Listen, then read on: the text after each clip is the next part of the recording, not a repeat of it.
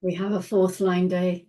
We're looking at the 32 in the fourth line, which is called Right is Might. This is my design sun. Whenever you come to the fourth line, remember that there is a resonance between the first line and the fourth lines.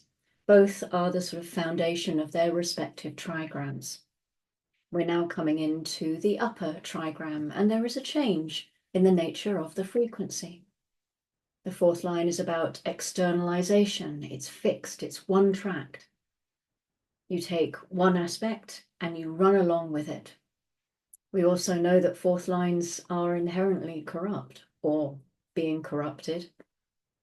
This is a genetic continuity through the gate 50, line 4, which is the next gate that we will be exploring.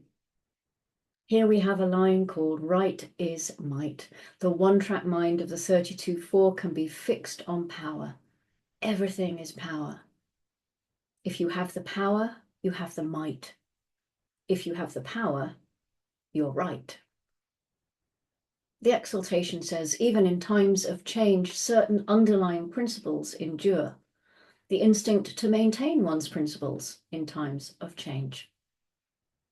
Here you have a force that, no matter what else is going around, is not going to give up its fixed continuity and direction. They can end up being white elephants, keeping their business going even as it turns into a novelty, staying with it. And imagine if the splenic center is open and the not self is in charge, it's not letting go of things that don't serve anymore. The tribe doesn't really want to change its ways. It can be really hard to mutate a 32-4 because they have their fixed continuity.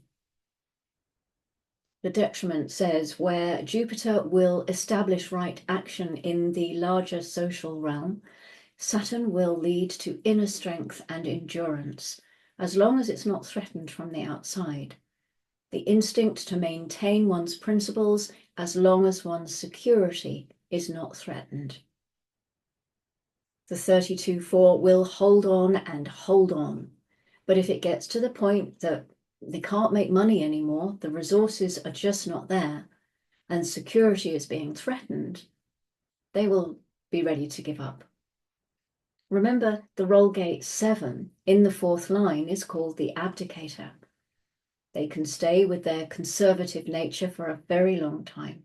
But at some point, the will of the majority is going to kick in. The shareholders will say, enough, this isn't working. We have to try something new. And that may well be the cue for the 32-4 to exit stage left, probably pursued by a bear. If you're unaware of the mechanic that is playing out, you are likely to blame the world for the rest of your life, or blame the CEO or the board of government. You're going to blame somebody. Remember, the emotional wave of the fourth line is kindness and meanness. When we look at the dynamics of this line, we can see either the power to maintain the continuity no matter what. Might is right, and you corrupt others with that. I have the power, you do as I say, whether you think it's right or not. On the other side, we have, I can only have the power if you do what I tell you to do. So therefore, I'm going to make sure I surround myself with people who are going to listen to my orders, whether they like them or not. And neither side is good or bad. This is just an element of the mechanic. It's the one-tracked fixedness of the fourth line. The grounding is coming from the middleman. This is the 42 in the line 4, perhaps finding some common role, common ground in its role as a mediator. The line says, the maturity to bring growth through mediation. Or not, of course. The 32-4 could maybe benefit from a little of that mediation energy whilst it's busy corrupting everybody else. The moon has been in gate 17 since 0343 BST, the gate of opinions. This is in the Ajna. It moves into gate 21 at 1237. This is the ego gate of the hunter, the huntress. It's called biting through. And it brings us a channel with Jupiter, as Jupiter is currently in gate 45. This is the money line. It's the design of a materialist. This channel is the end of the process that we are in at the moment with the 32. It's where the gate 54 in the root is trying to get to, because this is like the presidential suite. It's the top of the tree.